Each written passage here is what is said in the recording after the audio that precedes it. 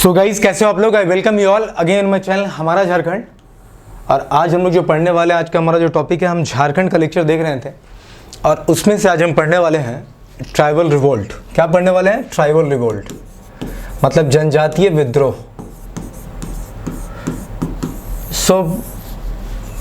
ये जो लेक्चर ये बहुत ही ज़्यादा इंपॉर्टेंट है। मैं उम्मीद करता हूँ कि एसएससी और जेपीएससी में तो मान के चलो कम से कम 6 से 8 प्रश्न निकल जाता है जेपीएससी के लिए, और एसएससी में मुझे उम्मीद है कि कम से कम 3 से 4 प्रश्न तो पक्का आपको इस लेक्चर से मिलने वाला है। मतलब जो भी लेक्चर आप देख रहे हो सकता है 5 प्रश्न में मिले, क्योंकि ट्राइबल रिवोल्ट से इंपॉर्टेंट क्वेश्चंस बनते हैं, ठीक है। और मैं आपको बताऊं, मैंने ये लेक्चर आप लोगों के लिए दोबारा शूट किया है। एक बार मेरी पूरी मेहनत बेकार गई है, बिकॉज मैंने जब लेक्चर शूट किया था आप लोग के लिए तो मैंने देखा कि उसमें बहुत सारे ऐसे पॉइंट्स हैं ना जो, चूँकि हर बुक्स में कुछ ना कुछ अलग कंटेंट है। मैंने जो लेक्चर शूट करा उसमें मैंने देखा कि बहुत सारे ऐसे पॉइंट हैं जो एग्ज़ाम में आए हैं जो मिस कर रहे थे। मैंने पूरा का पूरा कंटेंट आप लोग को रीडिज़ाइन किया। यू ट्रस्ट मी, आप आज जो ट्राइबल रिवोल्ट देखने वाले हो, जो मैं पढ़ाने वाला हूँ यहाँ पे, आज जो हम ये पढ़ाएंगे आपको जनजातीय विद्रोह, आप जेपीएससी लिख लो, जेएसएससी लिख लो, झारखंड का कोई भी एग्ज़ाम लिख लो, इस कंटेंट से बाहर कुछ नहीं आएगा। इस कंटेंट से बाहर कुछ नहीं आएगा। मैंने जितना पॉइंट एग्ज़ाम में आया था मैंने सब ड्रैग करके आपको स्लाइड्स में दिया है। आपको सिर्फ क्या करना है कि आपको जितने पॉइंट्स इसमें हैं आपको सिर्फ पढ़ जाना है, ठीक है। अगर आप पढ़ जाते हो तो आपका सारा के सारा मार्क्स, जो भी ट्राइबल रिवोल्ट से क्वेश्चन उठते हैं वो सारे के सारा आपका कंप्लीट हो जाएगा। चलिए टाइम वेस्ट नहीं करते हैं और अपने टॉपिक पे चलते हैं, ठीक।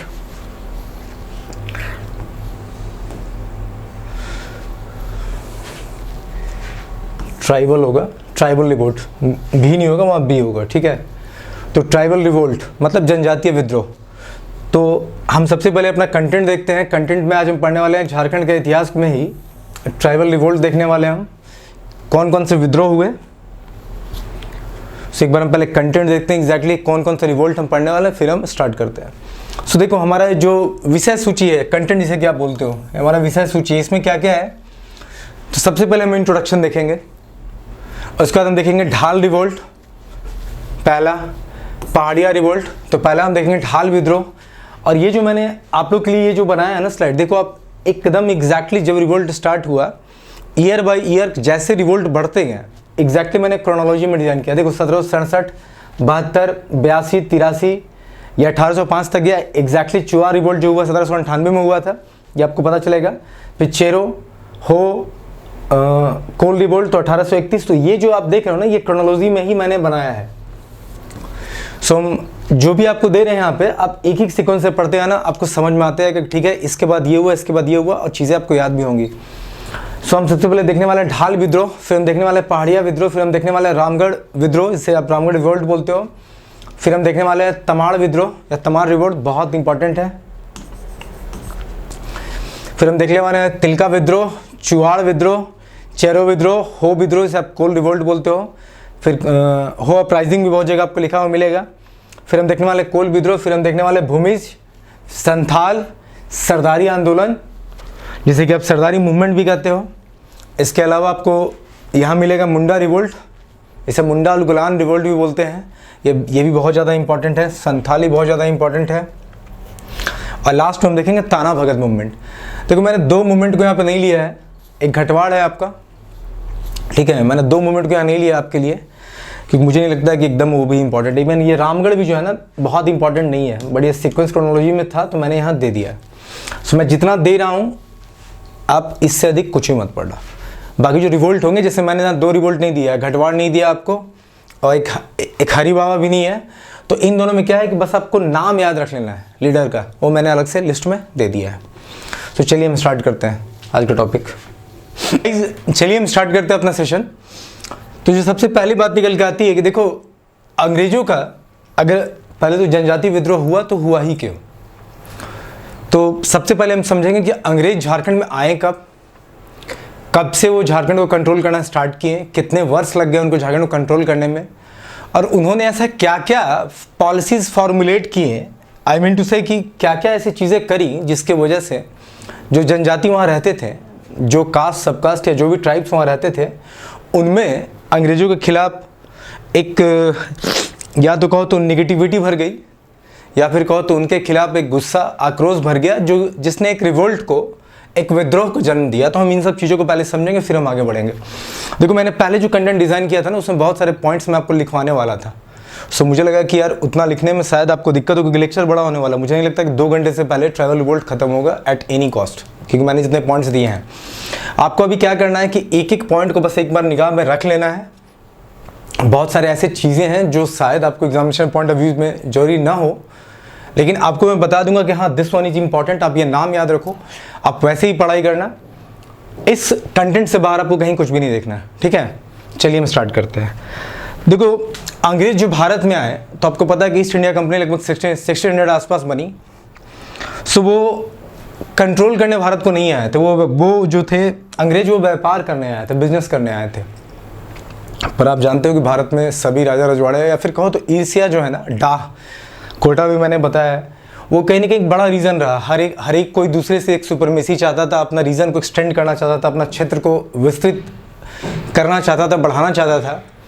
तो उन्होंने फूट डाला और राजनीति करनी स्टार्ट करी, कंट्रोल करना स्टार्ट किया। लेकिन मेनली अंग्रेज आए थे व्यापार करने के लिए, क्योंकि देखो 1600 के आसपास ईस्ट इंडिया कंपनी बनी थी। 1600 के आसपास ईस्ट इंडिया कंपनी बनी थी और लगभग 1765 में उनको पहली दीवानी राइट्स दी गई। तो देखो क्या हुआ कि जब अंग्रेजों को पहली दीवानी राइट्स, जो अंग्रेजों को दीवानी राइट्स मिली, जो 1765 में मिली, बंगाल, बिहार और उड़ीसा की पहली दीवानी राइट्स दी गई थी। दीवानी राइट्स क्या आप समझो पहले। दीवानी राइट्स वो हक था, वो पावर था जिससे कि आप टैक्स कलेक्ट कर सकते हो। क्या कर सकते हो? टैक्स कलेक्ट कर सकते हो। तो टैक्स कलेक्शन का जो उनको अधिकार मिला, मतलब कर, राजस्व, ठीक है, जो वो कि अंग्रेज अब राजस्व कलेक्ट करेंगे, तो वो उनका जो अधिकार मिला वो किससे मिला? तो दीवानी से मिला। तो दीवानी बेसिकली क्या था? ये दीवाना दीवानी वाली दीवानी नहीं है भाई। दीवानी राइट जो है, इसका मतलब है कि आप कर को कलेक्ट कर सकते हो। तो ये बहुत बड़ा पावर था। अगर आप फाइनेंशियल स्टेटस में देखो और आप किसी भी डिस्ट्रिक्ट का, स्टेट का अगर आप कर को, राजस्व को कलेक्ट कर रहे हो ना, तो बड़ी चीज़ थी। तो 1765 में जब उन्हें दीवानी राइट्स मिली, किसी राइट्स मिली थी? बंगाल, बिहार और उड़ीसा की। इसके बाद अंग्रेज अच्छा खासा पावर में आ गए, ठीक है। और 1767 ईडी में, जैसे मैंने लिखा है कि 1767 में सबसे पहले अंग्रेज जो है ना झारखंड में प्रवेश किए। तो पहला पॉइंट क्या हमारा कि अंग्रेजों ने 1767 ईस्वी में झारखंड में प्रवेश किया, लेकिन पूरे झारखंड को कमान संभालने में लगभग 70 साल लग गए। तो होता यह है, देखो कि झारखंड में अंग्रेजों का प्रवेश, जो क्वेश्चन बनता कब हुआ? तो 1767 में। ये एक इंपॉर्टेंट प्रश्न है, ध्यान देना। झारखंड में अंग्रेजों का प्रवेश कब हुआ? तो 1767 में हुआ, पहली बात। दूसरी कि कहां से हुआ? तो सिंहभूम या बाराभूम। ये देखो ऑप्शन में देगा आपको। तो अगर हम बोले तो सिंहभूम या बाराभूम, ठीक है, ये जो क्षेत्र है इससे हुआ था, ठीक है। तो झारखंड में अंग्रेजों का प्रवेश कब हुआ? 1767 में हुआ। कहां से हुआ? सिंहभूम और बाराभूम से हुआ, ठीक है। और पूरे झारखंड को कब्जा करने में उन्हें लगभग 70 साल लगे। मतलब अगर मैं झारखंड का मैप ड्रॉ करूं, अगर हम झारखंड का मैप ड्रॉ करें, तो ये देखो, ये रहा इलाका आपका सिंहभूम बाराभूम का, और यहां से लेके ये रहा आपका गढ़वा और ये रहा पलामू। तो यहां से लेके यहां तक उन्हें पहुंचने में कितना लग गया? 70 साल लग गया, ठीक है। तो मैंने आपको 3 बातें महत्वपूर्ण बताई। पहला कि उनको दीवानी राइट्स कब मिली थी, ये भी एक क्वेश्चन है। कब मिली? 1765 में। किसी किसी दीवानी राइट्स मिली थी, वो भी लिख लो, कहीं इंपॉर्टेंट रहेगा। तो पहले मिला बंगाल, बिहार और उड़ीसा, ठीक है। यार हिंदी इंग्लिश दोनों में लिखना मुश्किल है, तो अगर हिंदी में लिख रहा हो तो इंग्लिश वाले समझ लो, और इंग्लिश में लिख रहा हो तो हिंदी वाले भी समझ लेना।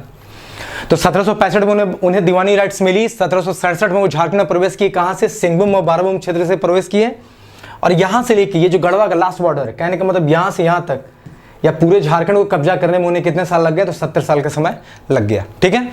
इतनी बातें क्लियर हो गई। अब चलो हम नेक्स्ट पॉइंट पे चलते हैं, ठीक है।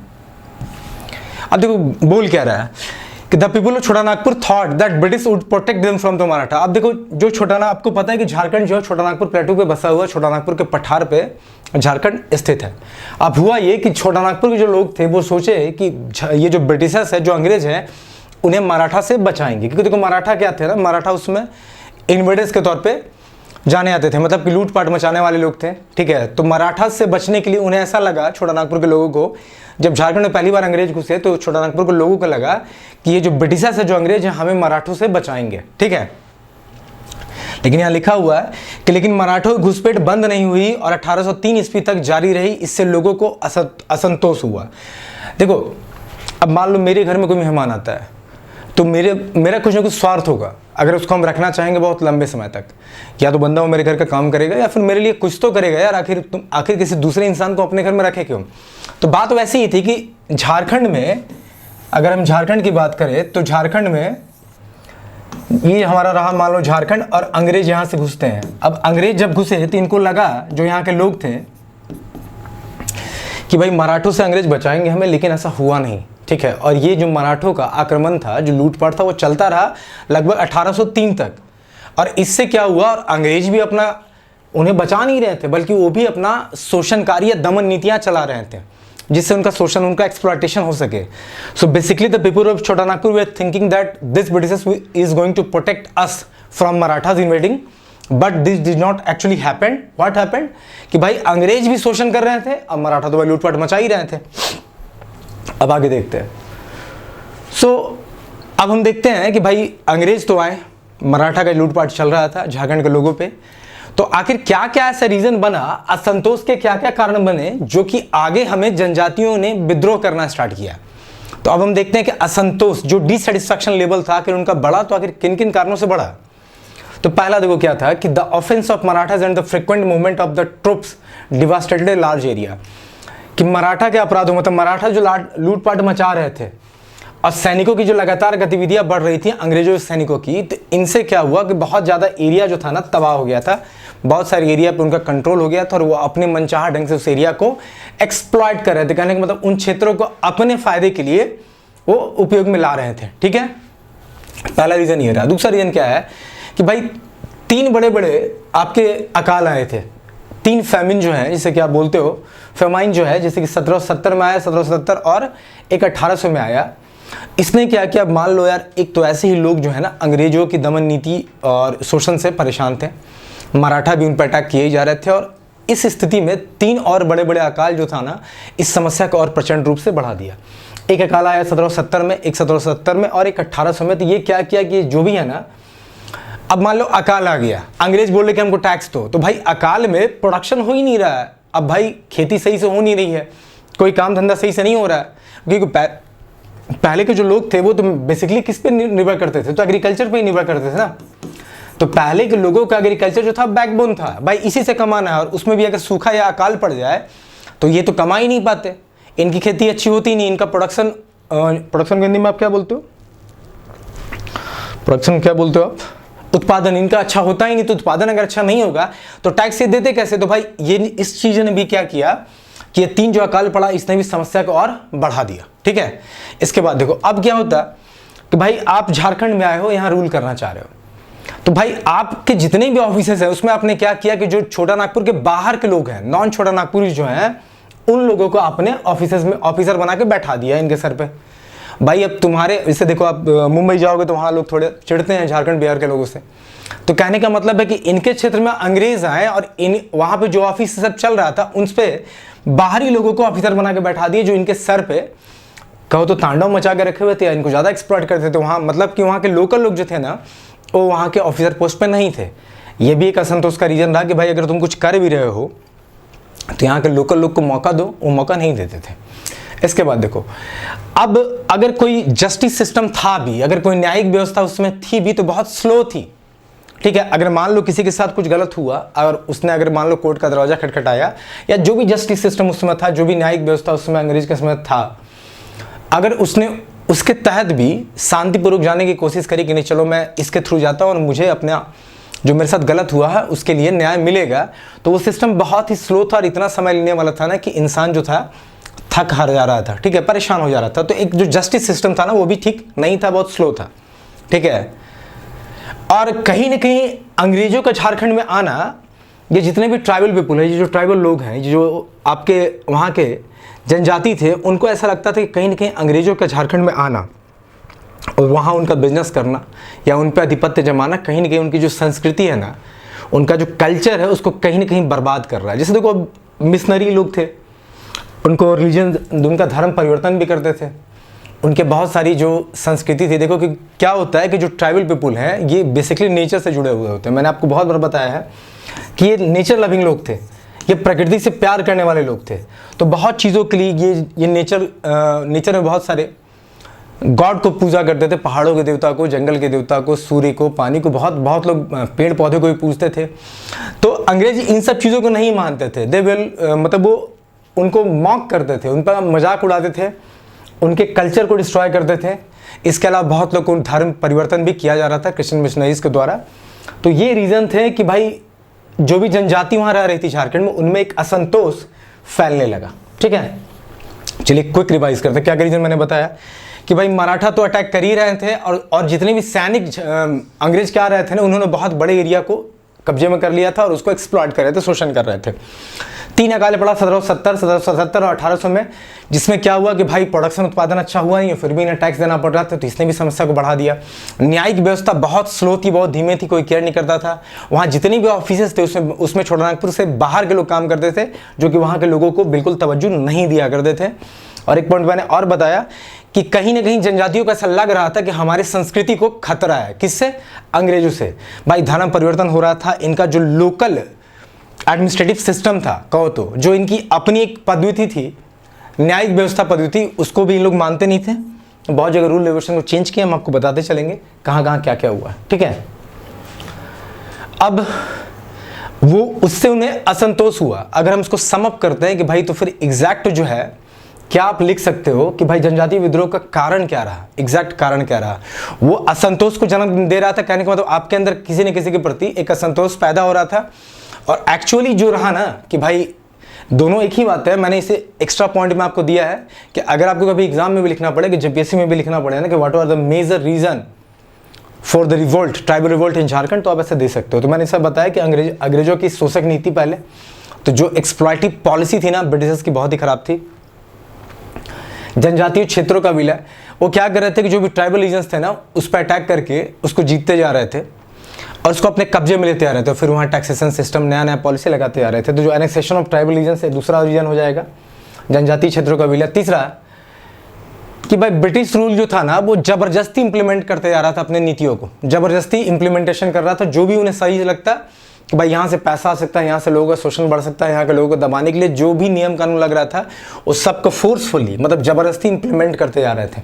ठीक है, इसके बाद क्या है कि आजीविकाओं के साधनों पर ब्रिटिश का नियंत्रण। अब भाई देखो, झारखंड में तुम आए, झारखंड में अंग्रेज आए, अब यहाँ के लोगों को कंट्रोल करना है। वो तो यही चाह रहे थे क्योंकि उन्हें पैसा कमाना था, बिजनेस करना था। तो हुआ ये कि भाई वहाँ के लोग जिस चीज़ से अपना ब्रेड एंड बटर का इंतजाम कर रहे थे, कहने का मतलब 2 वक्त की रोटी का जुगाड़ जो कर रहे थे, जिसे आप लिवलीहुड बोलते हो। ठीक है, अब वो जिस चीज़ से आजीविका, लिवलीहुड का हिंदी क्या होता है? आजीविका। तो जो जिस चीज़ से वो आजीविका कमा रहे थे ना, उन चीज़ों पे वो कंट्रोल करने लगे। मान लो तुम खेती कर रहे हो तो भाई तुम्हें टैक्स देना होगा। ठीक है, तुम और भी कुछ काम, तुम मान लो कपड़ा बना रहे हो तो भाई तुमको टैक्स देना होगा। तो जिस चीज़ से लोग आजीविका कमा रहे थे, उस पर इन्होंने टैक्सेशन लगाना स्टार्ट कर दिया। अब भाई कोई 10 रुपया कमा रहा है, 5 रुपया टैक्स देना पड़ रहा है, 5 रुपये में उसका घर चल ही नहीं रहा। तो ये भी एक बहुत बड़ा रीजन रहा रिवोल्ट का। अब ये देखो, ईसाई मिशनरी क्या कर रहे थे कि भाई धार्मिक परिवर्तन, रिलीजियस कन्वर्जन चल रहा था। भाई तुम्हारा धर्म ठीक नहीं है, तुम क्रिश्चियनिटी में कन्वर्ट हो जाओ। तो बहुत सारी ऐसी चीज़ें थी जो धार्मिक भावनाओं को, जनजातियों के धार्मिक भावनाओं को कहीं ना कहीं आहत कर रही थी। ठीक है, क्योंकि क्या हो रहा था, ईसाई मिशनरी जो थे ना, रिलीजियस मूवमेंट चला रहे थे। भाई ईसाई का प्रचार कर रहे थे, क्रिश्चियनिटी का प्रचार कर रहे थे। अगर आपको जानकारी है तो मैं आपको बताऊं कि पूरे विश्व में सबसे बड़ा रिलीजन कौन है, तो क्रिश्चियनिटी है। गांधी जी को बहुत बार नोबेल पुरस्कार के लिए नॉमिनेट किया गया था, ये बात आप याद रखना। गांधी जी को बहुत बार नोबेल पुरस्कार के लिए नॉमिनेट किया गया था और उन्हें बोला गया था कि अगर आप क्रिश्चियनिटी एक्सेप्ट कर लेते हो ना, तो हम आपको नोबेल पुरस्कार दे देंगे। ठीक है, लेकिन गांधी जी एक्सेप्ट नहीं किया। अगर गांधी जी ने क्रिश्चियनिटी एक्सेप्ट कर ली होती ना, तो आज भारत में मैक्सिमम लोग क्रिश्चियन होते, क्योंकि भाई गांधी जी के फॉलोअर बहुत थे, आपको पता ही है।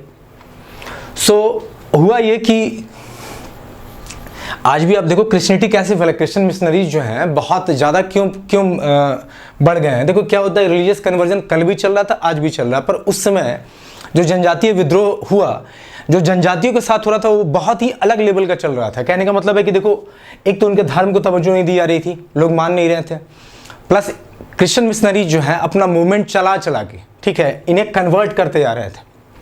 ठीक है, अब देखो, इसके अलावा मैंने आपको बताया कि 3 जो सूखा या अकाल पड़ा, इस तीनों ने भी सिचुएशन को भयावह बना दिया। भाई उत्पादन था नहीं, हम और टैक्स देना पड़ ही रहा था जनजातियों को, तो कहाँ से देते? अपना जमीन गिरवी रखे, घर गिरवी रखे, या बंधुआ मजदूर के तौर पे काम करें, तो इनके सामने समस्या बढ़ती ही जा रही थी। अब सिर्फ वही नहीं था, देखो अंग्रेजों ने जमींदार और जो मनी लेंडर्स हैं या फिर आपके जो लैंडलॉर्ड्स हैं उनको भी अपने कब्जे में करके रखा हुआ था। जमींदारों के माध्यम से भी इनका जो शोषण हो रहा था ना, जैसे मान लो यार अंग्रेज मान लो किंग हो गया, बीच में जमींदार मनी लैंडर्स लैंडलॉर्ड हो गए और नीचे हमारे बेचारे ये ट्राइबल पीपुल हो गए। तो जमींदार के द्वारा भी इनके ऊपर जो कर लगाया जा रहा था वो बहुत ज़्यादा था। अगर आप लोन भी लेते तो आपको इतना हाई रेट ऑफ इंटरेस्ट मिलता ना, सो एक तरह से जमींदार भी इनको एक्सप्लॉइट कर रहे थे। अब जो सबसे मेन रीज़न रहा कि भाई इनके जो रीति रिवाज रहे, जो इनके कस्टम्स रहे या कल्चर रहा ना, इस पे भी कहीं ना कहीं अंग्रेजों का हस्तक्षेप रहा। भाई वो इंटरफेयर करते थे, ऐसा नहीं था कि वो इनके सिर्फ जीविका पे ही उन्होंने कुल्हाड़ी चलाई थी। इनका जो कस्टम था, इनके रीति रिवाज, इनका जीने का शैली, इनका कल्चर, इनकी संस्कृति, इन सभी चीज़ों पे कहीं ना कहीं ब्रिटिशर्स ने इन्हें आहत पहुंचाया, चोट पहुंचाया। तो ये सारे रीजंस बने कि भाई विद्रोह हुआ। ठीक है, अब हम चलते हैं भाई विद्रोह हुआ तो पहला विद्रोह कौन सा हुआ। तो जो सबसे पहला विद्रोह आपका स्टार्ट होता है वो है आपका ढाल विद्रोह। कौन सा है? ढाल विद्रोह। ढाल विद्रोह कब हुआ? मैंने यहाँ लिख रखा कि 1767 से लेकर 1770 ईस्वी में हुआ। ठीक है, अब जैसे मैं आपको पॉइंट बता रहा हूँ बस आपको उतना ही पॉइंट देखना है, इसके अलावा कुछ भी नहीं सोचना है। आपको कोई कहानी नहीं जानी, मैं बता रहा हूँ। जेपीएससी पॉइंट ऑफ व्यू से अभी आपको नीड नहीं है, आपको कोई कहानी नहीं जानी है। मैंने यहाँ जितना पॉइंट दिया है क्वेश्चंस इसी से निकल के आएंगे। आप चाहो तो कंटेंट को पढ़ना और कोई बुक उठा लो, मनीष रंजन, क्राउन, शिवांगन, प्लेथरा ऑफ नॉलेज, उड़ान, कुछ भी ले लो, आपको क्वेश्चंस दिखेंगे। चलिए हम एक एक करके पॉइंट देखते हैं और स्टार्ट करते हैं। लगभग 16 जनजातीय विद्रोह हमें पढ़ने हैं और सारे विद्रोह को हम आज खत्म करने वाले हैं। तो देखो ढाल जो था अंग्रेजों के खिलाफ किया गया पहला विद्रोह था। ठीक है, अब हुआ ये, मैंने पहली पॉइंट क्या बताइए आपको कि झारखंड में ब्रिटिशर्स का एंट्री कहाँ से हुआ। तो मैंने बोला कि सिंहभूम और जो दालभूम क्षेत्र है आपका वहाँ से हुआ। ठीक है, बाराभूम भी आप बोलते हो, कहीं कि आपको लिखा हुआ मिलेगा सिंहभूम दालभूम या सिंहभूम बाराभूम। आप सिंहभूम याद रखना, कहीं कि आपको सिंहभूम और दालभूम का क्षेत्र मिलेगा, कहीं कि आपको सिंहभूम और बाराभूम का क्षेत्र भी लिखा हुआ मिलेगा। ये दोनों बुक में मिलेंगे, तब कंफ्यूज मत करना। सिंहभूम आप बेसिकली याद रखना, ऑप्शन में सिंहभूम जरूर होगा। तो मैंने बोला कि झारखंड में ब्रिटिशर्स प्रवेश किए 1767 में। ठीक है, अब ढाल विद्रोह जो हुआ इसका मुख्य कारण क्या था कि देखो ढाल विद्रोह में इनका मुख्य कारण ये था कि भाई यहाँ जो किंग थे, कौन किंग थे यहाँ पे? जगन्नाथ ढाल। कि भाई जब अंग्रेज आए तो उन्होंने क्या किया कि जो दालभूम का क्षेत्र था जिसके राजा थे आपके जगन्नाथ ढाल, इनके राजा का जो पद था इससे हटा दिया गया। मतलब उनका जो किंगशिप चल रहा था, जो राजा थे वो दालभूम क्षेत्र के, तो अंग्रेजों ने क्या किया कि जगन्नाथ ढाल को राजा मानने से इनकार कर दिया, उनको राजा का पद से हटवा दिया। ठीक है, अब ये बात लोगों को कहीं ना कहीं पसंद नहीं आई, यही मेन रीजन था कि ढाल विद्रोह हुआ। ठीक है, अब मैंने यहाँ दिया है कि lieutenant Rook and Charles Mean came to suppress the rebellion but failed. अब देखो लेफ्टिनेंट रुक और चार्ल्स मीन ये दोनों जो हैं ब्रिटिश के आपके ऑफिसर्स थे जो कि रिवोल्ट को दबाने आए, लेकिन ये असफल रहे। अब रिवोल्ट जो है लगभग देखो मैंने 67 से 77 लिखा है, 1767 से मैंने यहाँ लिखा है 77 तक रिवोल्ट हुआ। तो ये जो 10 साल रिवोल्ट चला ना, ये 10 साल तक रिवोल्ट चला और ये विद्रोह तब तक चला जब तक जगन्नाथ ढाल को फिर से दालभूम का किंग नहीं बना दिया गया। ठीक है, अब चलिए अब आगे देखिए क्या मैं बोल रहा हूँ। आगे लिखा हुआ कि राजा बनने के बदले जगन्नाथ ढाल ने 3 साल में क्रमशः 2000, 3000, 4000 रुपये वार्षिक कर के रूप में देना स्वीकार किया। अब इसको हम समअप करते हैं, समझना इसमें क्या क्या बोला। ढाल विद्रोह, पहला विद्रोह अंग्रेजों के खिलाफ। ठीक है, झारखंड में ब्रिटिशर्स अंग्रेज कब घुसे? 1767 में घुसे। कहाँ से घुसे? तो सिंहभूम दालभूम या सिंहभूम बाराभूम क्षेत्र से घुसे। रीजन क्या था इस विद्रोह का मुख्य? कि जो जगन्नाथ ढाल वहाँ के राजा थे उनको उनके राजा से हटा दिया गया था, उस पद से हटा दिया गया था। अब लेफ्टिनेंट रुक और चार्ल्स दोनों आए थे इस विद्रोह को दबाने के लिए, लेकिन वो असफल रहे। ये विद्रोह 10 साल तक चला और 10 साल के बाद तब ये विद्रोह थमा जब फिर से जगन्नाथ ढाल को दालभूम का किंग बना दिया गया। किंग बनने के बाद देखो हुआ ये कि अब बेसिकली मैंने आपको बोला था दीवानी राइट्स क्या है, इनको कर कलेक्ट करना था। तो भाई जो भी राजा बना, अब 10 साल तक विद्रोह के बाद बने तो सही, लेकिन इस शर्त पे बने कि तुम हमें टैक्स दोगे हर साल। तो कभी वो 2000 का टैक्स दिए, फिर टैक्स बढ़ा दिया गया 3000, फिर बढ़ा दिया गया 4000। देखो इस तरह से शोषण किया जा रहा था। भाई उत्पादन बढ़े ना बढ़े, प्रोडक्टिविटी हो ना हो, एग्रीकल्चर सही से हो रहा है कि नहीं हो रहा नहीं पता, लोगों की आजीविका में बढ़ोतरी हो रही है कि नहीं हो रही नहीं पता, कभी अकाल पड़े सूखा पड़े उससे उन्हें कोई मतलब नहीं था, वो हर साल टैक्स को बढ़ाते आ रहे थे। तो दालभूम में जगन्नाथ ढाल को फिर किंग बना तो दिया गया, लेकिन उन्हें टैक्स देना पड़ा हर साल, कभी 2000, कभी 3000, कभी 4000 और बाद में लगभग 1800 के आसपास ठीक है, इन्हें क्या किया गया, इनके टैक्स को लगभग 4,267 रुपये कर दिया गया, जो कि बहुत बड़ा अमाउंट था उस समय के लिए। तो ये इंपॉर्टेंट नहीं है, देखो उस पर इंपॉर्टेंट क्या बता रहा है। ढाल विद्रोह का मुख्य रीजन क्या रहा, जगन्नाथ ढाल को उसके किंगशिप से हटाना, ठीक है। और अगर कुछ याद रखना है तो लेफ्टिनेंट रूक और चार्ल्स मीन जो है इस विद्रोह को सप्रेस मतलब दबाने आए थे, जो नहीं कर सके, और इसमें कुछ भी इंपॉर्टेंट नहीं है। ढाल विद्रोह 1767 से 77 तक हुआ, 10 साल। इसके नेता कौन रहे, जगन्नाथ ढाल को ही मान लो, क्योंकि यही हटे थे तो यही भाई लीडरशिप करके काम किए, और 10 साल तक ये विद्रोह चला। बाकी कुछ भी इंपॉर्टेंट नहीं है, बाकी आपको कहानी देनी थी, मैंने दे दिया। चलो अब पहाड़िया रिवोल्ट को देखते हैं। अगर हम पहाड़िया रिवोल्ट की बात करें तो पहाड़िया विद्रोह कब से कब हुआ, 1772 से लेकर 1782, 72 से लेकर 82 तक हुआ। अब अगर हम पहाड़ी आपको बोले तो पहाड़ी जनजाति संथाल परगना मंडल की सबसे पुरानी जनजाति है। अगर आप संथाल परगना डिवीजन को देखो, संथाल परगना डिवीजन कहाँ है, ये रहा आपका संथाल परगना डिवीजन, ये रहा आपका संथाल परगना डिवीजन, जिसे कि आप एसपी डिवीजन बोलते हो, एसपीडी बोलते हो, ठीक है। तो संथाल परगना रीजन में जो पहाड़ी जो जनजाति है, ये सबसे पुरानी जनजाति थी वहां पे, ठीक है। संथाल परगना डिवीजन का सबसे पुरानी जनजाति कौन थी, ठीक है, तो भाई पहाड़ी जनजाति, ये बात को ध्यान में रखना। अब देखो ये जो पहाड़िया जनजाति है, इसके 3 उपजातियां हैं, ठीक है। ये जो मुख्य जाति है आपकी, ये जनजाति आप बोलो, इसके 3 सब कास्ट है। क्या क्या है, एक तो है आपका माल पहाड़िया, दूसरा है कुमार भाग पहाड़िया, और तीसरा है आपका सौरिया पहाड़िया, ठीक है। तीसरा है आपका सौरिया पहाड़िया। तो भाई पहाड़ी जनजाति के 3 सब कास्ट हुए, माल पहाड़ी, कुमार भाग पहाड़ी और सौरिया पहाड़िया, ठीक है। तो माल पहाड़िया किसे बोला गया, जो बंसलोई रिवर के साउथ में मतलब दक्षिण में जाके बस गए। बंसलोई रिवर के जो दक्षिण में बस गए उन्हें आप माल पहाड़िया बोले। जो आपके उत्तर में बस गए उसे आप कुमार भाग पहाड़िया बोले। और जो एकदम नॉर्दर्न पार्ट में बस गए, एकदम सुदूर जो एकदम उत्तर क्षेत्र में बस गए, उन्हें आपने क्या कहा, सुदूर उत्तर कहने का मतलब गोड्डा पाकुड़ राजमहल का क्षेत्र अभी आपको दिखाएंगे यहाँ पे, उन्हें आपने क्या कहा, तो सौरिया पहाड़िया बोला। फिर समझते हैं इसको। पहाड़ी जनजाति संथाल परगना की सबसे पुरानी जनजाति थी, ये पॉइंट क्लियर हो गया। पहाड़ी जनजाति 3 सब कास्ट में बटे थे, माल पहाड़ी, कुमार भाग पहाड़ी, सौरिया पहाड़िया, ठीक है। माल पहाड़िया किन्हें के बोला गया, जो बंसलोई रिवर के दक्षिण में बसे उन लोगों को माल पहाड़ी बोला गया। जो बंसलोई रिवर के उत्तर में बसे उन लोगों को आप कुमार भाग पहाड़ी बोले। और जो बंसलोई रिवर के एकदम सुदूर उत्तर में बस गए, ठीक है, फारदेस्ट नॉर्दर्न पॉइंट में बस गए, जिससे गोड्डा पाकुड़ राजमहल का क्षेत्र था, उनको आपने क्या कहा, सौरिया पहाड़ी बोला।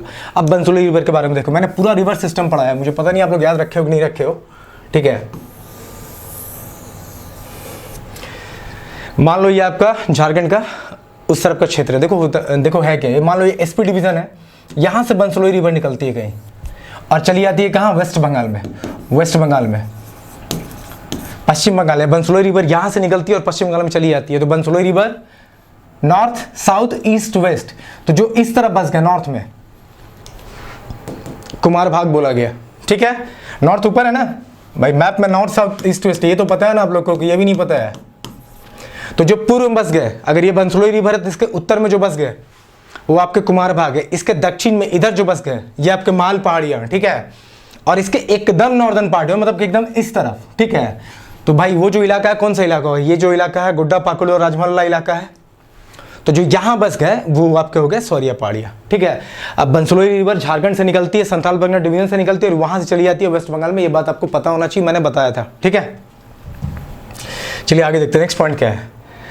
अब देखो पहाड़ी जनजाति जो है ना, इन्हें सिर्फ अंग्रेजों से ही सामना नहीं करना पड़ा। पहाड़ी जनजाति जो है इनको बहुत लोगों से सामना करना, बहुत लोगों का सामना करना पड़ा, मतलब बहुत लोगों का अटैक झेलना पड़ा, ठीक है। जैसे देखो मैंने यहाँ लिख रखा है कि पहाड़ी जनजाति राजपूत, मुस्लिम, मुगल और ब्रिटिश काल के दौरान विदेशी ताकतों के साथ संघर्ष करने लगी, ठीक है। मतलब हर काल में जो भी एरा हो, ठीक है, इसने सबके साथ संघर्ष किया है। राजपूत से भी लड़े हैं, मुस्लिम से भी लड़े हैं, मुगल से भी लड़े हैं, ब्रिटिश काल के दौरान भी इनको संघर्ष करना पड़ा। मतलब इनके साथ इतना एक्सप्लॉयटेशन, इतना शोषण हुआ, ठीक है। अब देखो, अब हम बात करते हैं जो मेन चीज कि पहाड़िया रिवोल्ट के मुख्य लीडर थे, नेता थे, वो कौन थे। तो मेन लीडर कौन थे, रमणा आहारी। कौन थे, रमणा आहारी। देखो अब हिंदी में भी लिखा हुआ है रमणा आहारी, ठीक है। रिवोल्ट मेनली कब स्टार्ट हुआ, 1766 में स्टार्ट हुआ था। मैंने आपको डेट दिया हुआ है 72 से 82 के बीच में, ठीक है। तो रमणा आहारी जो है ना, इस रिवोल्ट को स्टार्ट किया, लेकिन रिवोल्ट को इग्निशन कब मिला। मतलब देखो क्या है कि छोटा मोटा अंदर में चल रहा था, लेकिन एक्चुअल जो रिवोल्ट रिकॉग्नाइज हुआ 72 से 82 के बीच में हुआ। इसके लीडर कौन थे, तो रमणा आहारी थे। अब मैंने यहाँ लिखा है कि इस विद्रोह में सरदार रमना हारी, करिया पुलहर, चांगरू सावरिया, नयाब सुरजा आदि ने अंग्रेजों की नींद हराम कर दी। अब देखो रिवोल्ट जो था, पहाड़िया विद्रोह जो था, उसके मुख्य नेता तो आपका रमना हारी थे, लेकिन रमना हारी को 4 और लोगों ने सपोर्ट किया। करिया पुलहर ने सपोर्ट किया, ठीक है, चांगरू सावरिया ने सपोर्ट किया था और नयाब सुरजा ने भी सपोर्ट किया था। तो भाई इन चारों ने मिलकर ना अंग्रेजों के नाक में नकेल कस दी, मतलब ऐसा तंग किया कि भाई उनकी नींद हराम हो गई थी। They were having a sleepless night, ठीक है। अब उस समय जब मैंने आपको बताया कि 1772 से लेके 82 तक ये रिवोल्ट चला, मैंने यहाँ पे आपको दे रखा है, लेकिन 3 ऐसा साल रहा, 3 ऐसा फेज रहा रिवोल्ट का, विद्रोह का 3 ऐसा समय रहा जब रिवोल्ट जो था ना, विद्रोह बहुत चरम सीमा पर था और बहुत ताकतवर था। मतलब पहाड़िया विद्रोह जो हुआ वो 3 ऐसे चरण में बहुत मजबूत स्थिति में रहा। वो कौन कौन समय था? तो 1772 का समय था, 1778 का समय था और 1779 का समय था। तो ये 3 ऐसा दौर था विद्रोह का जो सबसे शक्तिशाली विद्रोह में काउंट हुआ, ठीक है। अब आगे बता रहा है कि there was a rebellion against again in 1781-82 when the Rani Sarveshwari of the Maheshpur king revolted in which the Paharia captain openly supported the queen. अच्छा देखो हुआ क्या कि अब इस रिवोल्ट में ना, इस रिवोल्ट में देखो महेशपुर नरेश की जो रानी थी, महेशपुर नरेश की जो पत्नी थी ना सर्वेश्वरी, रानी सर्वेश्वरी, उन्होंने भी इस रिवोल्ट को सपोर्ट किया, ठीक है। इस रिवोल्ट में अपना भागीदारी बढ़ाया और बाद में बाकी जो पहाड़िया थे ना, ठीक है, पहाड़ी सरदारों ने इन्हें खुल के समर्थन दिया, ठीक है। इस बात को भी आप ध्यान में रख लेना कि महेशपुर की जो महारानी रानी सर्वेश्वरी थी उसने पहाड़िया रिवोल्ट को सपोर्ट किया कब? 1781-82 में। और वो जब खुल के आई तो बाकी जितने भी पहाड़ी लोग थे, जो पहाड़ी सरदार थे, उन्होंने भी इन्हें अपना सपोर्ट दे दिया, ठीक है। मतलब रिवोल्ट में इनके साथ भागीदारी बढ़ा दी। लेकिन हुआ ये कि 1790 से 1810 के बीच में आपको पता है कि अंग्रेजों ने क्या बनाया था? डिवाइड एंड रूल पॉलिसी, फूट डालो और राज को राजनीति, उसका इस्तेमाल किया इन्होंने। और फिर से क्या हुआ कि भाई रिवोल्ट को सप्रेस कर दिया गया है। अब देखो ये किया क्या इन्होंने क्या किया कि जब देखा कि देखो अब क्या हुआ था कि रानी सर्वेश्वरी महेशपुर किंग की, जो महेशपुर की जो राजा थे, उनकी पत्नी भी इसमें कूद गई, सब पहाड़ियों ने सपोर्ट कर दिया। तो हुआ ये कि अब अंग्रेज को लगा कि भाई इसको कैसे दबाया जाए इस विद्रोह को। तो उन्होंने क्या किया? फूट डालो और राज की राजनीति करी। अब देखो उन्होंने किया क्या, उन्होंने क्या बोला कि भाई संथाल परगना डिवीजन में ये जो ओल्डेस्ट ट्राइब है, ये जो पुरानी जनजाति पहाड़ियाँ हैं, उसको उन्होंने बांटना स्टार्ट किया। और क्या बोला, ठीक है, कि भाई संथाल परगना डिवीजन में संथाली लोग हैं, बेसिकली संथाली जनजाति है। तो वहाँ उन्होंने क्या किया कि जो पूरी जनजाति एक थी उसको 2 पार्टे बांट दिया। उन्होंने क्या किया कि जो पूरी जनजाति वहाँ की थी उसको 2 पार्टे बांट दिया। मान लो पूरी जनजाति इतनी थी तो उन्होंने उसे 2 पार्टे बांटा, ऐसे बांटा। अब बड़ा पोर्शन को बोला संथाल कि भाई तुम संथाल हो, तुम पहाड़ी थोड़ी हो, पहाड़ी तो अलग है। तो भाई संथाल को बना दिया मेजोरिटी, मेजोरिटी कहने का मतलब बड़ी जाति, और पहाड़िया को बना दिया छोटी जाति। पहाड़िया को क्या बना दिया? माइनॉरिटी बना दिया, माइनॉरिटी बना दिया। तो भाई दोनों में फूट डाल दिया। भाई जो साथ मिलकर लड़ रहे थे ना, अब वो 2 गुट में बट गए। अब क्योंकि अंग्रेज के हिसाब, अंग्रेज ने बोला कि भाई तुम संथाल हो, तुम पहाड़ी हो ही नहीं। अब पहाड़ी तो कुछ और है, उन्होंने कुछ क्राइटेरिया लगा के बोला कि भाई ये पहाड़ी है, ये संथाल है, तुम लोग बेकार का उलझ रहे हो, तुम मेजोरिटी में हो, तुम माइनॉरिटी में हो। तो भाई अब जो रिवोल्ट है ना वो 2 गुट में बट गया, ठीक है, ध्यान से देखिएगा। अब उन्होंने क्या किया कि भाई संथाल परगना डिवीजन में जो एक जाति थी उसको 2 जाति में बांटा, एक संथाल जाति कर दिया, एक पहाड़ी जाति कर दी। इसके अलावा फिर क्या हुआ कि उन्होंने एक दामिने खो नाम का सिस्टम लाया था, एक दामिने खो नाम का एक सिस्टम लाए उन्होंने। और इस सिस्टम के तहत वो क्या किए कि ये जो पहाड़ी स्ट्रगल था, पहाड़ी विद्रोह है, इसको दबाने का वो कोशिश की है, ठीक है। लेकिन हुआ ये कि भाई उन्होंने फूट डालो राज करो की राजनीति तो करी, ठीक है। संथाल परगना डिवीजन में पहाड़ी और संथालों को बांटा और दामिने खो का सिस्टम लगाया। देखो ये इंपॉर्टेंट, ये पूछ लेगा कि दामिने खो जो है ना किस विद्रोह के समय लगाया गया था? तो भाई पहाड़िया विद्रोह। हम आपको बताते हैं इससे क्वेश्चन इंपॉर्टेंट क्या क्या निकल के आते हैं। तो उन्होंने क्या किया कि डिवाइड एंड रूल किया। संथाल को बोला तुम मेजोरिटी हो और पहाड़ियों को क्या बोला कि तुम माइनॉरिटी हो, मतलब तुम बड़े हो, ये छोटे हो। मेजोरिटी माइनॉरिटी जो होता है कि भाई ये छोटी जाती है। लेकिन एक व्यक्ति थे सरदार सुंदर पहाड़िया, इनका नाम याद रखना। ये व्यक्ति थे, बड़ी समझदार व्यक्ति थे, ये सब चीज़ों को देख रहे थे, समझ रहे थे कि भाई अंग्रेज कर क्या रहे हैं। और बाद में क्या होता है कि उन्होंने सारे के सारे, काफ़ी समय बाद ये सारे के सारे संथाल और पहाड़ियों को यूनाइट करते हैं एक साथ, ठीक है, लगभग 19वीं सेंचुरी में, ठीक है।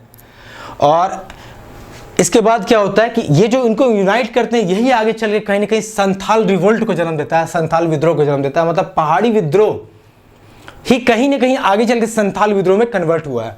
ये बात आपको बहुत लोग बताएंगे, नहीं हम आपको बता रहे हैं, ठीक है। कि सरदार सुंदर पहाड़िया जो थे एक बड़ी सूझबूझ समझदार व्यक्ति थे। उन्होंने अंग्रेजों की ये जो डिवाइड एंड रूल पॉलिसी थी इसको ध्यान में रखा, और ध्यान में रखते हुए इन्होंने बाद में काफ़ी समय के बाद सारे संथाल और पहाड़ियों को एक साथ यूनाइट किया, और जो कि आगे चल के एक विद्रोह का रूप लेता है, जिसे कि आप क्या बोलते हो, संथाल विद्रोह बोलते हो। इसको हम पढ़ने वाले, जो बहुत ही इंपॉर्टेंट है, ठीक है। तो देखो अगर इससे प्रश्न पूछा जाए तो क्या क्या पूछा जाएगा। एक तो आप इनका नाम याद रखना, सरदार सुंदर पहाड़िया, और ये बात याद रखना कि पहाड़ी विद्रोह ही आगे चल के संथाल विद्रोह में कन्वर्ट हुआ है। इसमें आपको याद रखने वाली कुछ ऐसी बात नहीं है। इसमें जो आपको याद रखना है वो याद रखना है कि इसके लीडर कौन है, रमना हारी है, ठीक है। और ये विद्रोह 3 चरण में बहुत पावरफुल था, 72, 78 और 79 में, ठीक है। इसके अलावा आप पहाड़ी जनजाति सबसे ओल्डेस्ट ट्राइब है, ये बात याद रखना, और इसके 3 सब कास्ट है, इनको याद रखना, और इसमें से कुछ याद रखने की जरूरत नहीं है। चले आगे, चलिए अब चलते हैं रामगढ़ रिवोल्ट पे। देखो रामगढ़ रिवोल्ट बिल्कुल इंपॉर्टेंट नहीं है, बिल्कुल इंपॉर्टेंट नहीं है, हमको पहले ही बोल रहा है। क्योंकि मैंने स्लाइड बनाया, मैंने इससे क्वेश्चंस देखे भी नहीं, बहुत बुक में दिया भी नहीं हुआ, पर मैंने दे दिया है, आप एक बार सुन लो, हो सकता है क्वेश्चन निकल आए, ठीक है। कोई जानता नहीं क्वेश्चन कब निकल जाएगा। तो रामगढ़ रिवोल्ट जो है, इसके लीडर कौन थे, तो राजा मुकुंद सिंह। इसके लीडर कौन थे, राजा मुकुंद सिंह। हिंदी में लिखना भूल गए मैं यहाँ पे, तो इसको आप लिख लेना, राजा मुकुंद सिंह जो थे इसके लीडर थे, नेता थे, ठीक है। अब देखो हुआ यह था कि 1772 में रामगढ़ को 2 साइड से अटैक किया गया था। रामगढ़ को 2 साइड से अटैक किया गया था 1772 में, ठीक है। अब हुआ ये कि भाई जब इसको 2 तरफ से अटैक किया गया तो कैप्टन जैकब कैमेक एंड इवास attacked on the side of Chota. देखो एक तरफ से कैप्टन जैकब कैमेक अटैक किए थे और एक तरफ से कैप्टन इवास अटैक किए थे। तो मान लो अगर ये रामगढ़ है, एक अटैक इधर से हुआ, एक अटैक इधर से हुआ, रामगढ़ उसमें बीच में फंस गया, ठीक है। तो एक तो ये अंग्रेज का अटैक था। इसके अलावा एक अटैक कौन था, तो भाई तेज सिंह जो है ना, तेज सिंह उन्होंने दूसरे पक्ष से हमला बोला। तो एक तो अंग्रेज का अटैक है, एक आपका अंग्रेज का अटैक है, एक अंग्रेज का अटैक है, एक आपका तेज सिंह का अटैक है। तो रामगढ़ को 2 तरफ से अटैक किया गया था, ठीक है, रामगढ़ स्टेट को। अब हुआ ये कि भाई 2 तरफ से अटैक तो हुआ, और बाद में तेज सिंह, चूंकि देखो ये अटैक जो तेज सिंह के लिए किया गया था, तेज सिंह अंग्रेज से मिल गए थे और उन्होंने रामगढ़ की गद्दी हथियाना चाहिए, तो अंग्रेज ने भी तेज सिंह के साथ मिलकर 2 साइड से अटैक कर दिया। अब रामगढ़ में जो भी उसमें राजा थे वो वीक पड़ गए। अब उसमें राजा मुकुंद सिंह ही थे जो आपको वीक पड़ गए, और क्या हुआ कि तेज सिंह इस गद्दी पे बैठ गए। लेकिन तेज सिंह बहुत दिन तक राज्य कर नहीं पाए। देखो 74 में वो गद्दी पे बैठे, ठीक है, और लगभग 74 में ही 3-4 महीने बाद उनकी मृत्यु हो गई। अब उनकी मृत्यु जब हो गई तो फिर तेज सिंह के जो बेटे थे पारसनाथ सिंह, वो उस गद्दी पे बैठे, ठीक है। बस कहानी सुनो फिर हम सम अप करते हैं।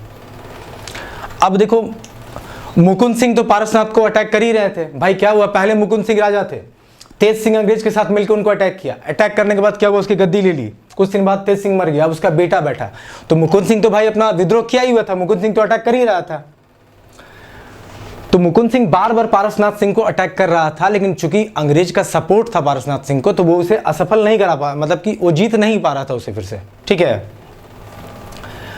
अब होता यह है कि 18 मार्च 1778 को अंग्रेज जो है ना, मुकुंद सिंह और उनके जितने भी रिलेटिव हैं, उनकी पत्नी, सबको पलामू में जाके पकड़ लेते हैं, ठीक है।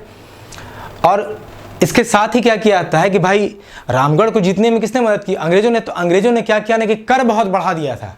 कर जो है 71,000 से 81,000 कर दिया था, ठीक है।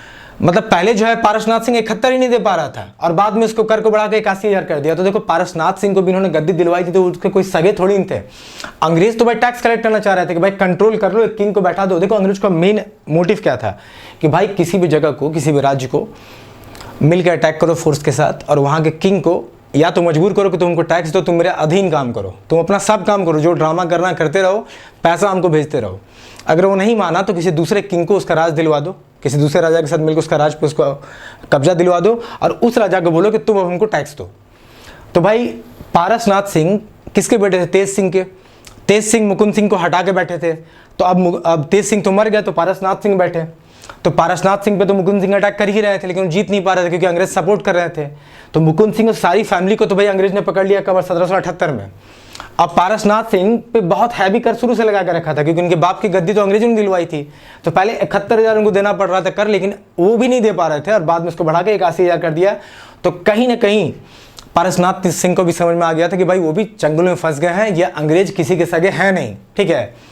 तो इन्होंने क्या किया कि 1781 में पारसनाथ सिंह भी जो किंग ऑफ बनारस थे, ठीक है, उनको ब्रिटिश के कब्जे से निकलने के लिए उनको सपोर्ट किया उनके लड़ाई में, ठीक है। तो किंग ऑफ बनारस, देखो मैंने लिख रखा है कि Parasnath Singh assisted the rebel king of Banaras to get out of the clutch of the British. कि भाई किंग ऑफ बनारस जो थे ना, बनारस के राजा, वो ब्रिटिश के खिलाफ, अंग्रेज के खिलाफ विद्रोह कर ही रहे थे कि भाई वो अंग्रेजों के चंगुल से बाहर निकल सके।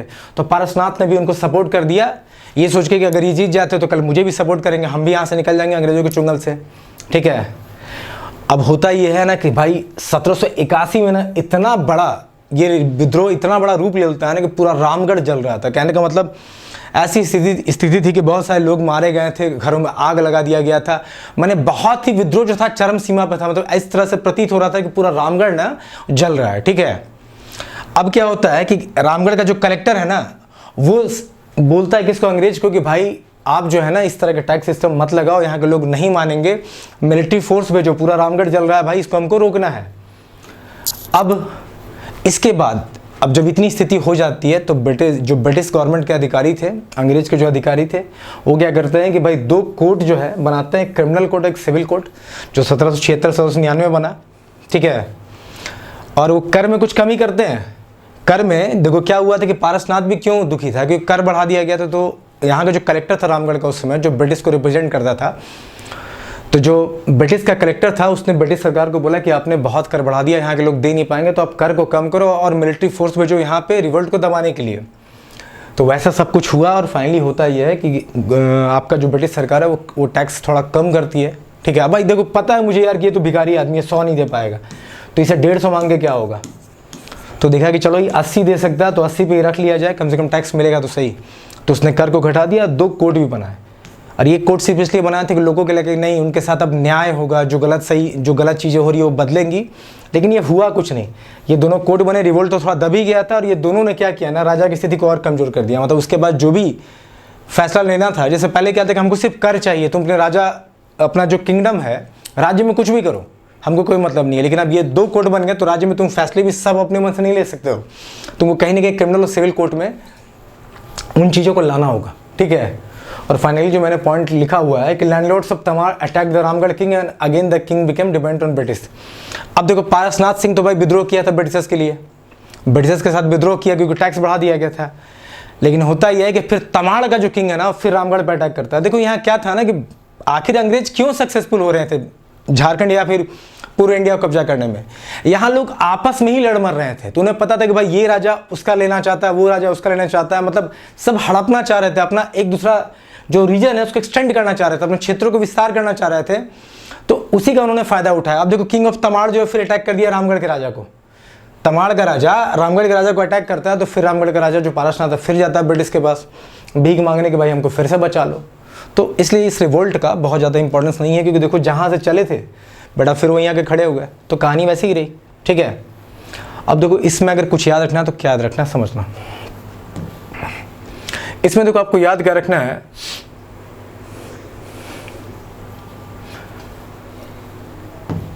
इसमें आप याद रखना रामगढ़ का लीडर कौन है, राजा मुकुंद सिंह।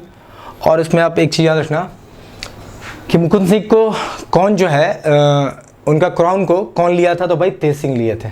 मुकुंद सिंह की गद्दी पे हटा के कौन बैठा था, तो तेज सिंह बैठे थे। और मुझे नहीं लगता कि रामगढ़ रिवोल्ट में और कुछ ऐसा इंपॉर्टेंट है, ये मैंने आपको कहानी बता दी है, अब बस ऐसे ही ध्यान में रखना, ठीक है। और लास्ट पॉइंट ये भी रखना कि भाई किंग ऑफ तमाड़ फिर से अटैक करते हैं पारसनाथ को, जो तेज सिंह के बेटे रहते हैं, और ये फिर से पारसनाथ जो है ब्रिटिश के पास चले जाता है, अंग्रेज के पास, कि भाई हमको सपोर्ट दो, हमको बचाओ, ठीक है। ये 2 रिवोल्ट आपका खत्म हुआ, तीसरा चलते हैं तमाड़ रिवोल्ट। ये बड़ा ही इंपॉर्टेंट रिवोल्ट है, बहुत बहुत बहुत इंपॉर्टेंट है, इसको वेरी वेरी वेरी इंपॉर्टेंट कर लो, यहाँ से क्वेश्चन पूछे ही जाएंगे, ठीक है। Just give me a second.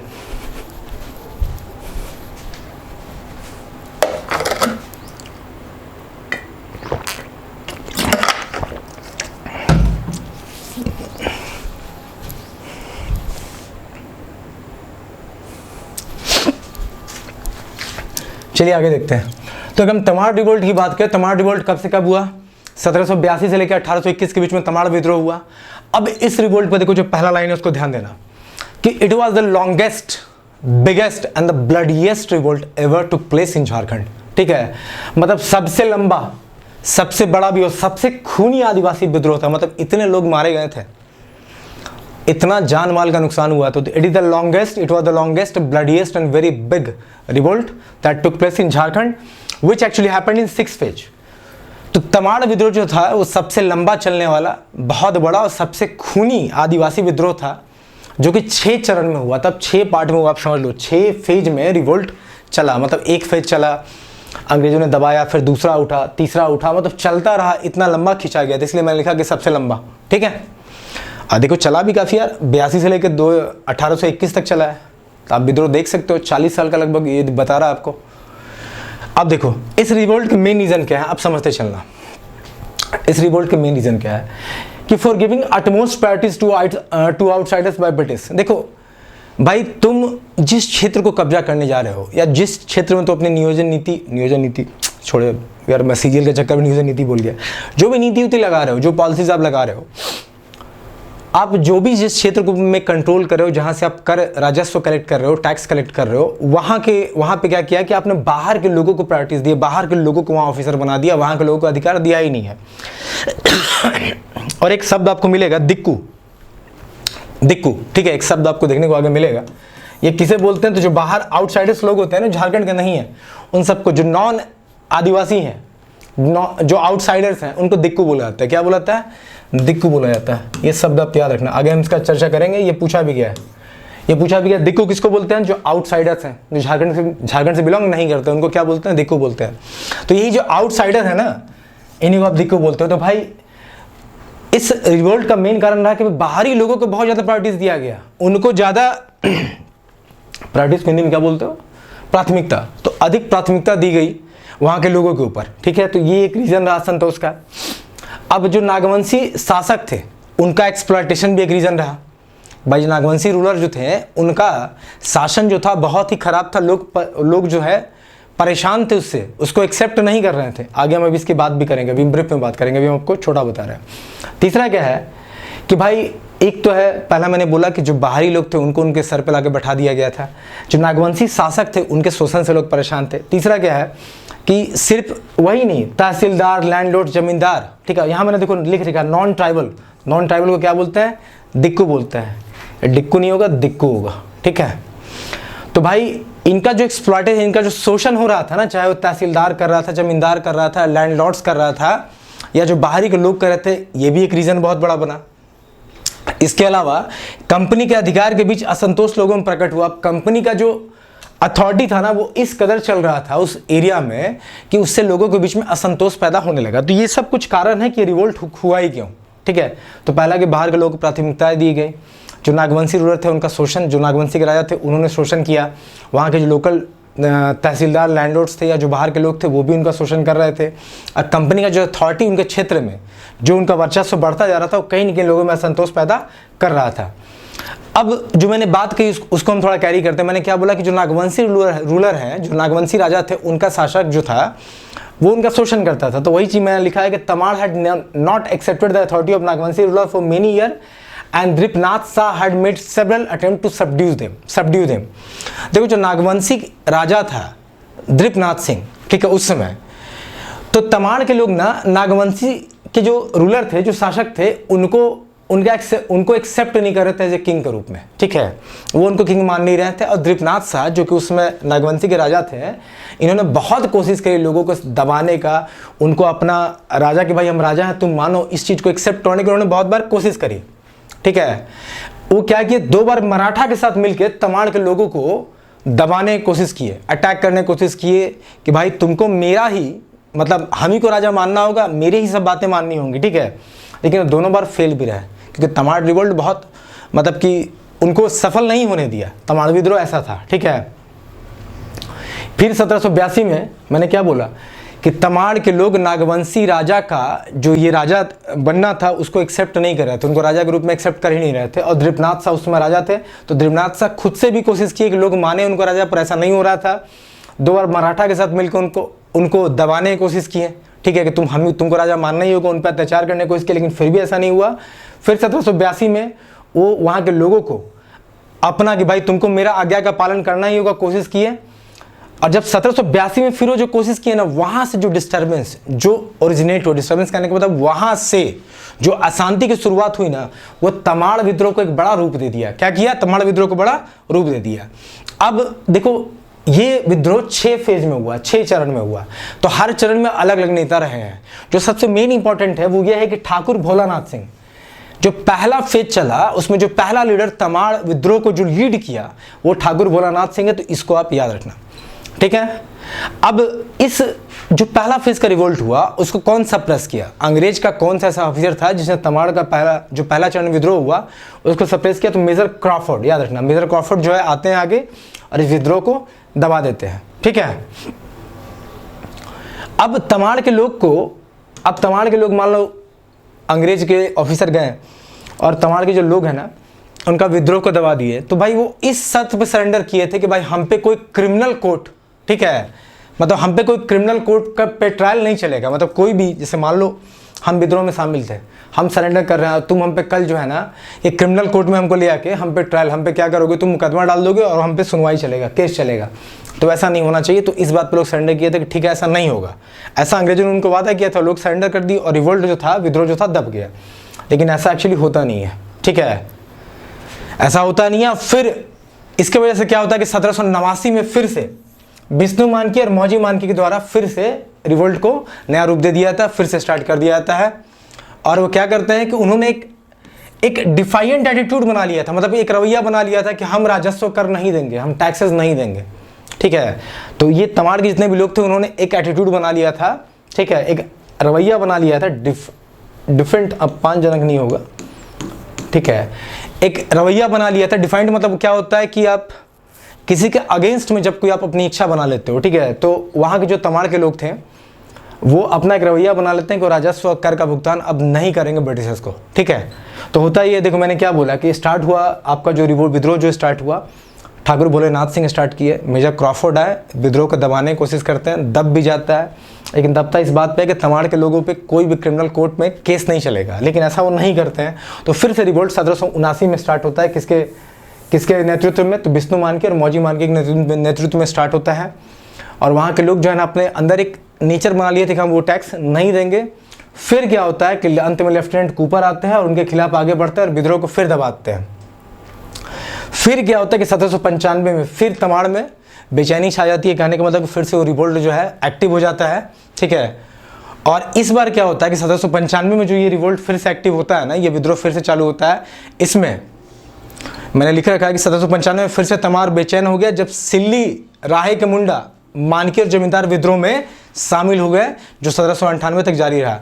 बाद में क्या होता है कि इस विद्रोह को 3 जगह सपोर्ट मिलता है, मुंडा भी सपोर्ट करते हैं, मानकी भी सपोर्ट करते हैं, और सिल्ली का जो जमींदार था और राहे, ये सब जो है इस विद्रोह को, तमाड़ विद्रोह को सपोर्ट करते हैं, ठीक है।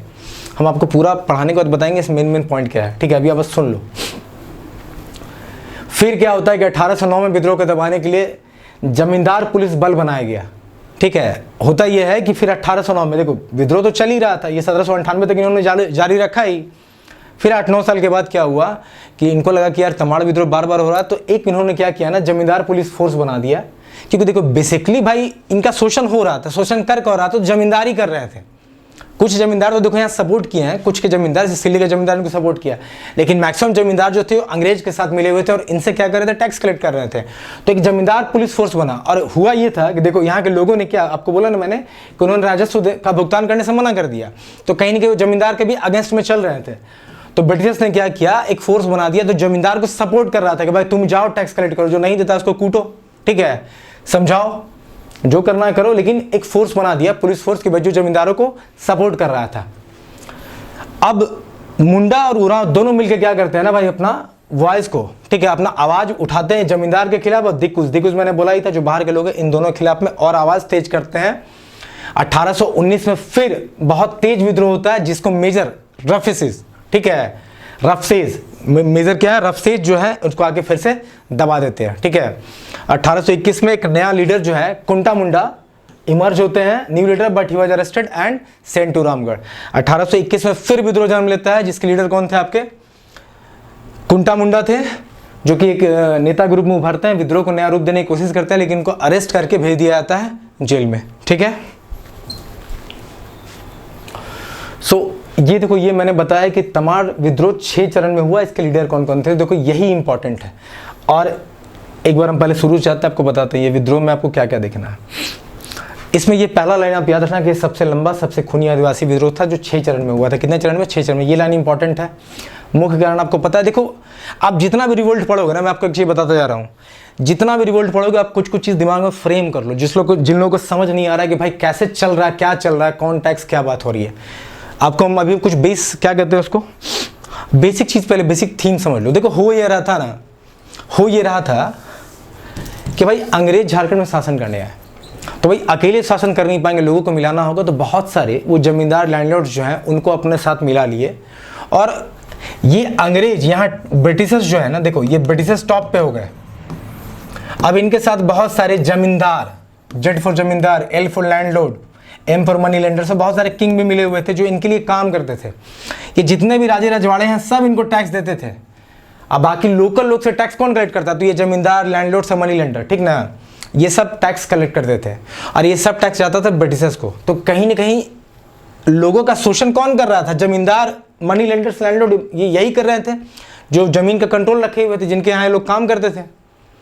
तो इन लोग पे शासन ब्रिटिश कर रहा था, लेकिन बीच में किसका सहायता से कर रहा था? तो ये जमींदार, लैंडलॉर्ड्स और मनी लेंडर्स के थ्रू कर रहा था। तो भाई विद्रोह जब हुआ तो भाई इनके खिलाफ भी होगा ना भाई, क्योंकि ये तो ब्रिटिश के साथ मिले हुए थे। अब सभी जमींदार तो खराब थे नहीं, कुछ को लगा कि देखो क्या हुआ कि ब्रिटिश तो इनके भी नाक में नाकेल डाल के रखे हुए थे। जो राजा रजवाड़ा थे, जैसे मान लो किंग भी तो यहीं बीच में आते हैं, राजा को भी तो ब्रिटिश को टैक्स देना था। राजा किससे लेगा? प्रजा से ही लेगा ना, तो वहां के लोगों को सही लेगा। तो भाई किंग भी टैक्स ले रहा था। अब ब्रिटिश बोलता कि तुमको 1000 देना है, तुमको 5000 देना है, जो नहीं दे पाता। मान लो बहुत जमींदार ऐसे थे कि भाई अब जाते लोगों के पास कलेक्शन करने, अब लोग तो बेचारे खुद ही भूखे प्यासे मर रहे हैं, अकाल वकाल कहीं पड़ा हुआ। तो बहुत जमींदार को लगा कि यार ये तो दे ही नहीं पाएंगे और हमको अंग्रेज चाबुक अलग मारेगा। तो बहुत जमींदार भी इनके अगेंस्ट में हो गए, बस लेकिन चल यही रहा था। तो आपको ध्यान यही रखना, रिवोल्ट में ध्यान क्या रखना कि उसके लीडर कौन हुए, कब ओरिजिनेट हुआ। अगर कोई नई सिस्टम लगाएगी तो उस सिस्टम को ध्यान रखना है कि उस विद्रोह को दबाने के लिए ये स्पेशल काम किया गया था। ठीक है, अगर हम इसकी बात करें तो ये पहला लाइन इंपॉर्टेंट है। ठीक है, यहाँ पे आपको याद रखना है जो शब्द दिक्कू। ठीक है, ये शब्द याद रखना। दिक्कू किसको बोलते हैं? आउटसाइडर्स को बोलते हैं। ठीक है, और इसमें एक चीज याद रखना कि दृपनाथ सिंह जो था नागवंशी किंग था, नागवंशी का राजा था, जिसको लोग एक्सेप्ट ही नहीं कर रहे थे। ठीक है, तो ये बात अब इसमें ध्यान रखना। मेजर क्रॉफोर्ड का नाम याद रखना, पहला रिवोल्ट को ही सप्रेस किया था, और इसके मेन लीडर कौन थे? ठाकुर भोलानाथ सिंह थे। ये नाम याद रखना। इसके बाद ये सब चीज़ें बहुत इंपॉर्टेंट नहीं है। हाँ, इसमें एक चीज़ आप याद रखना, ये जो मैंने बताया विष्णु मानकी और मौजा मानकी, ये भी लीडर को कहीं ना कहीं, ये भी नेता ग्रुप में कहीं ना कहीं तमाड़ विद्रोह को लीड करने की कोशिश किए। हाँ, एक चीज़ और इसमें ये जमींदार पुलिस फोर्स का गठन किया गया था। ठीक है, जमींदार पुलिस फोर्स का गठन किया गया था 1809 में। कब? तमाड़ विद्रोह को दबाने के लिए। इसके बाद ये इंपॉर्टेंट है, बाकी आप कुछ समझो ना समझो, ये इंपॉर्टेंट है। मैंने 6 फेजेस लिख दिए हैं, हर फेज में कौन मुख्य नेता रहे और उससे जो रिवोल्ट हुआ। मान लो देखो ये लिखा मैंने, सब प्रेशर मतलब दमन करता। मान लो हम नेता बन गए, किसी रिवोल्ट हो, किसी विद्रोह में हम पार्टिसिपेट किए, हम उस विद्रोह को लीड किए, तो मेरे विद्रोह को दबाने के लिए मान लो ब्रिटिश का जो भी ऑफिसर आया, जिसने हमें मारा पिटाया, जो भी हमारे रिवोल्ट को, हमारे मूवमेंट को, विद्रोह को दबाया, तो यहाँ मैंने लिख रखा है कि भाई ये रहा साल जब विद्रोह हुआ, ये रहा वो नेता जिसने विद्रोह किया, लीड किया। ठीक है, उस विद्रोह को, और वो अंग्रेज का ऑफिसर रहा जिसने इस विद्रोह को दबा दिया। ठीक है, चाहे जान से मार के, गोली मार के, लोगों को जेल में डाल के, जो भी हो। तो देखो मैंने यहाँ लिखा हुआ है कि सबसे पहले क्या हुआ? ठाकुर भोलानाथ सिंह, मुंडा ग्रुप। ठीक है, और इसको दबाया कौन? Major James Crawford. ये इंपॉर्टेंट है, याद रखना। फिर 1789 में विष्णु मानकी, मौजा मानकी, इनको दबाया लेफ्टिनेंट कूपर ने। ठीक है, इसके बाद 1794-98 में ठाकुर भोलानाथ सिंह, फिर इसको कैप्टन लिमन एंड बेन ने दबाया। 1807-1808 में दुखन सिंह मुंडा, कैप्टन रफसीज ने दबाया। 1810 से 12 में बख्तार शाह, इसको दबाया लेच ओडोनिल ने। तो इसको आपको देख लेना। और लास्ट में क्या था? 1819 से 1821 में रुदर मुंडा और कुंटा मुंडा, मैंने बताया था वहाँ पे, इसको भी रफसेज और कॉल्विन ने मिलके दबा दिया इसको, इस विद्रोह को। तो ये रहा तमाड़ विद्रोह आपका। ठीक है, और हमारा नेक्स्ट क्या है? तिलका रिवोल्ट है। तो चलिए तिलका आपको बता के इस लेक्चर को एंड करते हैं, बाकी हम नेक्स्ट लेक्चर में देखेंगे। देखो तिलका विद्रोह कब से कब हुआ? 1783 से 1785 के बीच में, ठीक है। अब तिलका विद्रोह के जो फाउंडर थे वो कौन थे आपको? तो तिलका मांझी थे। इन्हें ही जबरा पहाड़िया कहा जाता है और ये इंपॉर्टेंट प्रश्न है, ये आया हुआ है, एकदम ध्यान रखना। जबरा पहाड़िया किसको जाना जाता है, या तिलका मांझी का दूसरा नाम क्या है? जबरा पहाड़िया। तो जबरा पहाड़िया मतलब तिलका मांझी, तिलका मांझी मतलब जबरा पहाड़िया, ठीक है ना। यही इस रिवोल्ट के फाउंडर थे, ठीक है, शुरुआत करता थे। अब मेन क्या था, क्यों तिलका विद्रोह हुआ? ही तिलका विद्रोह हुआ था कि जो वहाँ के आदिवासी जनजाति उनकी स्वतंत्रता को बरकरार रखा जाए। भाई अंग्रेज के अधीन होकर चल रहे थे, अंग्रेजों से लड़ने के लिए भी, और सामंतवाद का अंत करने के लिए। जो बेसिक है इसको याद रखना कि फ्यूडलिज्म को एंड करना था। तो तिलका रिवोल्ट का एक बड़ा एम था to put an end to feudalism, जिसे कि आप हिंदी में क्या बोलते हो? सामंतवाद बोलते हो, ठीक है। सो ये पर्पस थे, इसके वजह से रिवोल्ट हुआ। अब ये रिवोल्ट का मेन सेंटर क्या रहा? रिवोल्ट का मेन सेंटर कहाँ था? इस रिवोल्ट का मेन सेंटर जो था ना, वंचारी जोर था, ठीक है, जिसे कि अभी आप क्या जानते हो, जो भागलपुर का इलाका है, वंचारी जोर, ठीक है। अब इसके अलावा क्या था कि संथाल परगना जो था ना, इस रिवोल्ट से काफी प्रभावित था। मतलब वो क्षेत्र जो था काफी इंपैक्ट पड़ा था इस विद्रोह का, तिलका विद्रोह का। कौन से रीजन पे? संथाल परगना, ठीक है।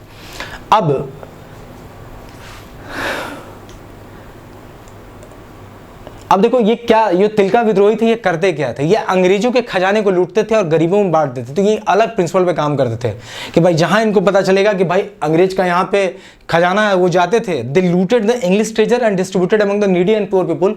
तो उनके खजाने को लूटते थे और जरूरतमंद और गरीब लोगों में बांट देते थे, ठीक है। अच्छा, तिलका मांझी जो है ना, वो आपका चेस्टनट का जो लीफ होता है, कहने का मतलब, यहाँ तक मैंने लिख रखा हुआ, चेस्टनट लीफ जो होता है ना, उसको यूज करते थे, उसके पत्ते को यूज करते थे, ठीक है। और ये पॉइंट जो है ना, इसको आप ऐसे मत समझो, इसको आप ऐसे समझो। तिलका मांझी क्या करते थे कि चेस्टनट लीफ, जो चेस्टनट के पत्ते होते हैं ना, उसको इशारा देने के लिए, इशारा में लोगों को संदेश भेजने के लिए यूज करते थे। ये एक इंपॉर्टेंट पॉइंट है, आप ध्यान रखना कि चेस्टनट लीफ को तिलका विद्रोह में किस लिए यूज किया जाता था? टू सेंड अ मैसेज, ठीक है। आप मैसेज भेजने के लिए, ठीक है, संकेत के द्वारा, इशारों में आप मैसेज भेजने के लिए, इसलिए ये जो पत्ता है ना, चेस्टनट के पत्ते को यूज किया करते थे। कौन? तिलका मांझी। ये इनका स्पेशल टेक्निक था।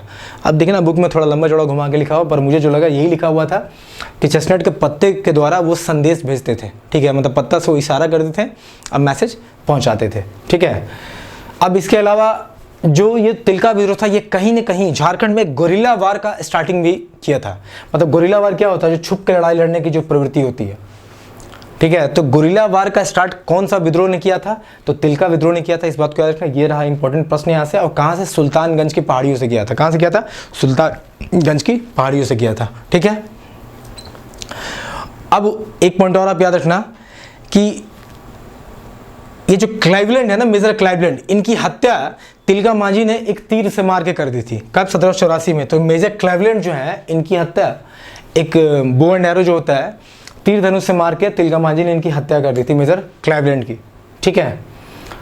उसके बाद क्या होता है कि 1785 में उनको अरेस्ट कर लिया जाता है और उन्हें हैंग कर दिया जाता है। तो ये प्रश्न देखो यहाँ से ही बनता है, अभी हमको बता रहे, इससे 5 प्रश्न बड़े इंपॉर्टेंट बनता है, हम सब बता रहे हैं कि तिलका मांझी को 1785 में अरेस्ट कर दिया था एक बनियान ट्री से, ठीक है, बनियान ट्री से, बरगद के पेड़ से लटका के इनको फांसी दे दिया जाता है। कहाँ? भागलपुर में।